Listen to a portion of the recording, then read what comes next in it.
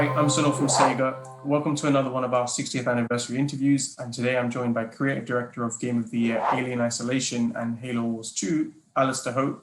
Hello, Al. Hi, how's it going? Al has worked at Creative Assembly since their indie days, joining the now 700 plus strong studio as employee number 8 in 1996. As an art director and game designer, he has worked on over 12 video game titles for Activision, Electronic Arts, and Sega in a variety of genres from sports, strategy, action adventure, and survival horror. So, number 8, how much has Creative Assembly changed since the indie days? Wow, that's a good question. So it's an interesting question actually, because yeah, when I started, we were a tiny team in a small industrial estate in the south of England, and yeah, we were very independent. And but as I think as soon as I joined, it felt like there was some really amazing work being done by a handful of people, and um, I think in a lot of ways that kind of spirit has remained, although we've obviously grown and scaled up, and there's more of us. That sort of sense of walking into a place, into a studio where people are doing some really amazing things is there today, and I think the spirit of the place is uh, has remained, even though we've grown in size. I think we're still really passionate about what we do. We really focus on quality. We really think about the player, and creating kind of unique experiences that people are going to really love. So yeah, we've grown a lot in the last 2 decades, but the spirit of the original Creative Assembly is, I think, still alive and well. What was your first memory of Sega?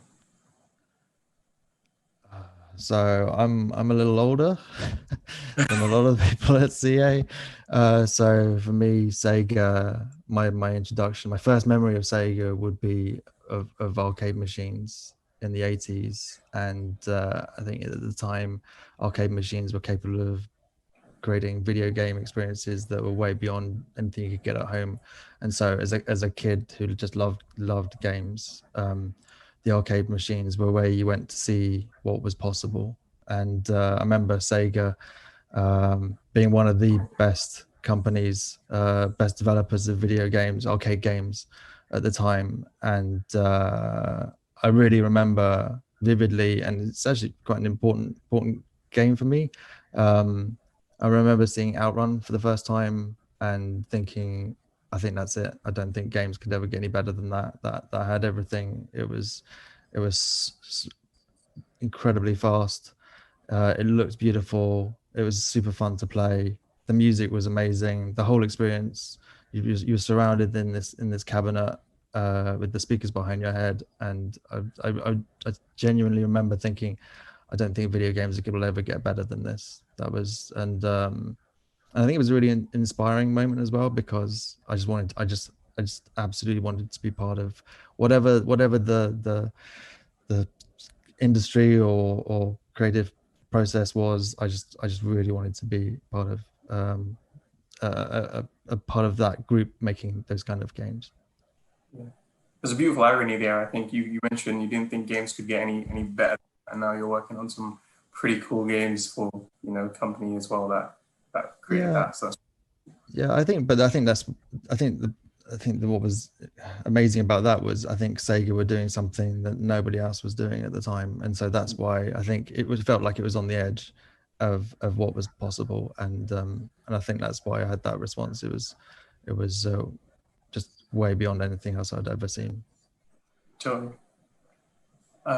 So looking at your time working at Sega then, under the Sega umbrella, what are your fondest memories of working at Sega?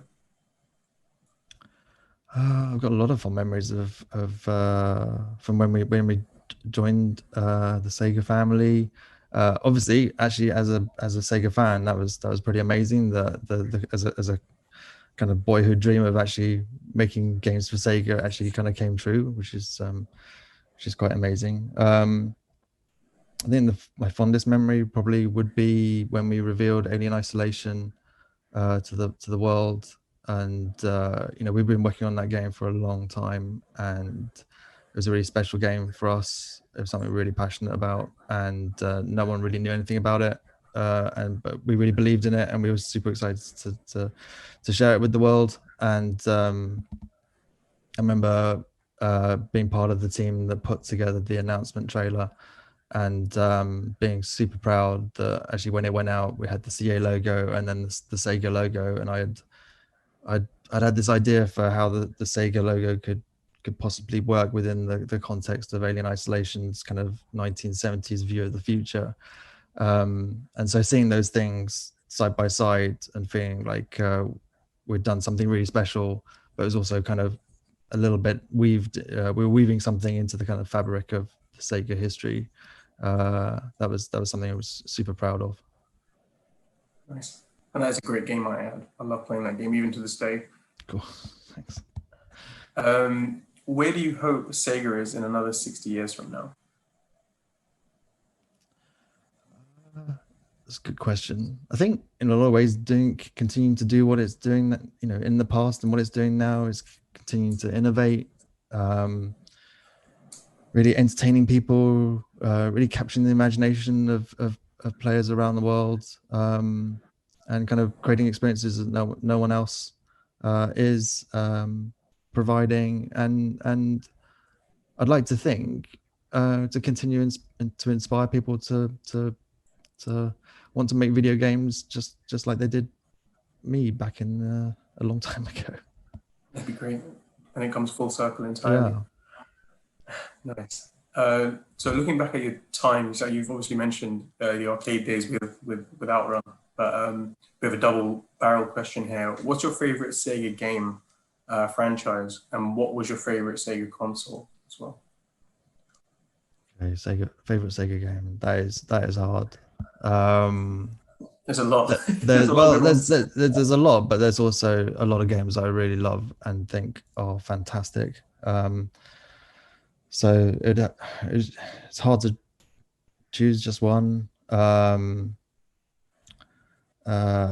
Maybe I would have to say Outrun, because it kind of kicked off so much for me. It inspired me to really want to make video games, and not just video games, just make amazing experiences for people where everything all comes together. It's really Outrun is such an immersive experience.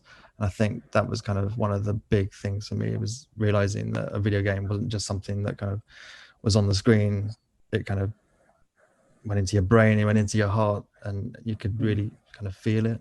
And I think that's what kind of inspired me. So, favorite Sega game? I mean, that's a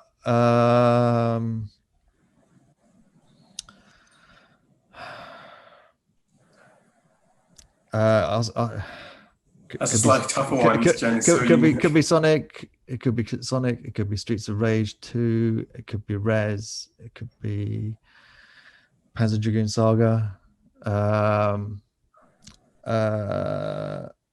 Today I'll say Rez. Did you have a specific favorite console that you played on? Console? Yeah. So loved the Mega Drive. Thought that was fantastic. Again, doing something that nothing else could do at the time. I think favorite console would have to be the Dreamcast. Just reasons? Just it was so ahead of its time. I think it was really ahead of its time. Not only in terms of the games that Sega were producing and publishing, but just the kind of technology behind it, and the kind of forward thinking behind the design. You know, broadband adapters, the VMU memory card was really neat. All the peripherals from keyboards to fishing rods.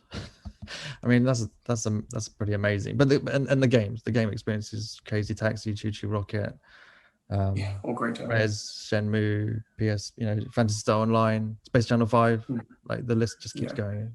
Really, I think it was a really fertile, creative time for Sega.